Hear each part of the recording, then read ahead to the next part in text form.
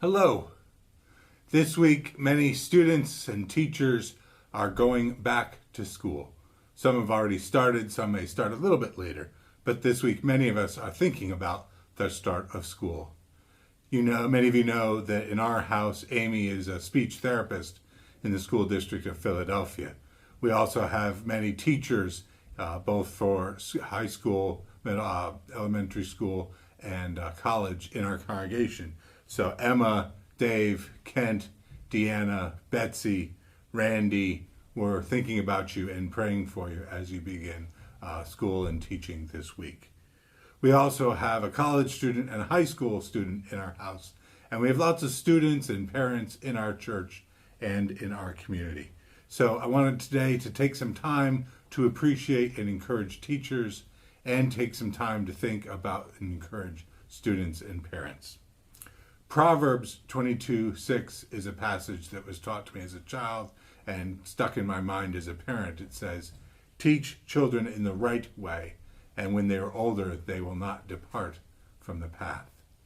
The things we learn as children stay with us, and they're a foundation, both in skills for the things we learn to do and build on so that we can do more and more things as we grow older, and also as a foundation, as a direction for our growth as a human being and the direction, the path, the character that is formed as we are children helps us grow into our older years. We hope that those values, that character, that foundation is laid at school and also reinforced at home and in church, and a place of worship and faith.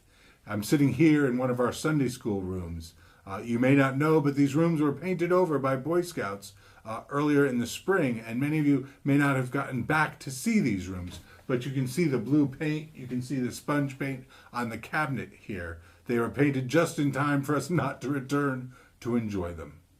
But we do look forward to a time when our Sunday school can be in this room at this table together in person. Meanwhile, Miss Lori is preparing virtual lessons and will be sending curriculum out and messages out to parents for the beginning of school, Sunday school. There's one assignment already out, and things begin on September 13th. When I was young, my grandfather pressed something into me, and my father always agreed with him. Perhaps, I guess, because my grandfather pressed it into him when he was young. But he said, learning is not just about learning skills and content, but it's about learning how to learn. And if while you're in school, you learn how to apply yourself and read and listen and weigh information and evaluate information, then you'll be able to learn anything. Ideally, we continue to learn. We're lifelong learners as we grow. We never stop learning. Learning is important to take our place as citizens in our society and to be a part of a democracy, to be a part of a society caring for one another and understanding the world around us. That's why it's important for us to pay attention and pay specific attention to the learning of people who are the most vulnerable in our society, so that learning can provide for the equality and the full participation in our society. If you're a teacher in these times, we want to say thank you. Whether you're teaching in person, as some of our teachers are, and changing up the classroom so that it's socially distanced and so it's safe for everyone, or if you're teaching online and learning new technology, a new way to do things, we thank you. We thank you for all the extra effort you've put in this year to get ready and to teach students in this difficult times. If you're a student, we thank you for what you're doing, and we encourage you. We know that it is not easy to learn in these new ways. We know it's not easy to be separated from probably the best part of school, whether it's any level of school, is being with your friends and your peers. We're separated from each other, but we continue to learn. And so I encourage you to keep pressing on, to persevere, and to keep learning. It's not easy, and it's not fair.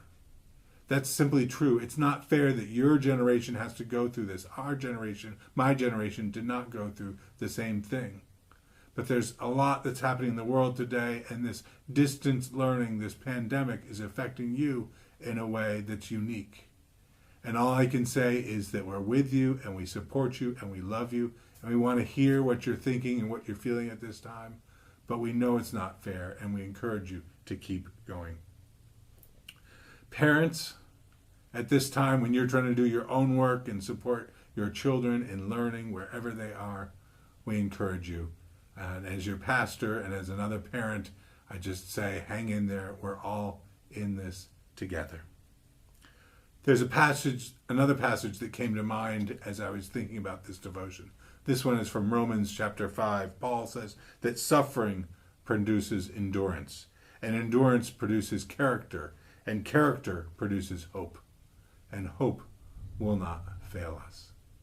We're suffering. There are things that are hard right now, but that suffering builds character, and that character builds endurance, and that endurance leads to hope. And hope does not disappoint us. If we lean on each other and care for each other, if we lean on God and trust to God in this time, then we can get through this, we can grow, and through the suffering and through the changes and through the trials we're going through, we will be stronger.